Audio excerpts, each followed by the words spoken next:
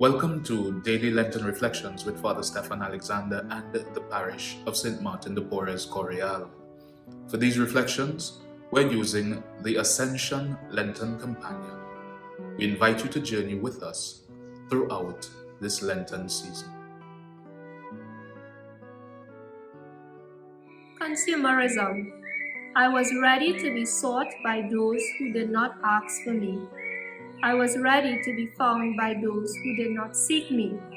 I said, "Here am I, here am I." Isaiah chapter 65 verse 1. Saturday of the second week of Lent. Merriam-Webster's dictionary defines consumerism as the preoccupation with and an inclination toward the buying of consumer goods. The more we consume, the more we want to consume. The more we consume, the more we are conditioned to be a consumer. We become trained in the art of providing for ourselves. We become more and more conditioned to spiritual consumerism. The reality of spiritual consumerism shows its face by the ways we grasp at sin. We are tempted to grasp at various vices, such as lust, gluttony, greed, or materialism, all the while believing that they will make us happy. But we all know that this feeling fades. It never lasts. Grasping fails to deliver the long-term happiness it promises, and it leaves us tired in the end. How much energy does it take to sustain a lifestyle of lust, gluttony, greed, or materialism? Can anyone deny that the pattern of grasping at such sins has only led to the preoccupation with an even greater inclination toward them? The tentacles of spiritual consumerism have also affected the Catholic Church in America. A consumer identifies the thing he wants and agrees to an appropriate exchange.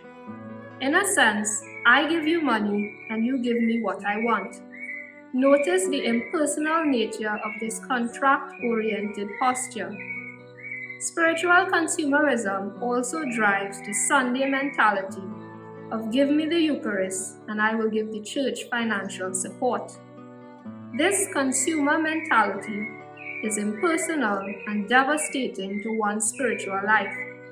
Both of the previously mentioned phases of spiritual consumerism undermine our capacity to be consumed. Remember our discussion on Thursday. Imagine what your life would look like if you were consumed by God. Ask yourself again these questions.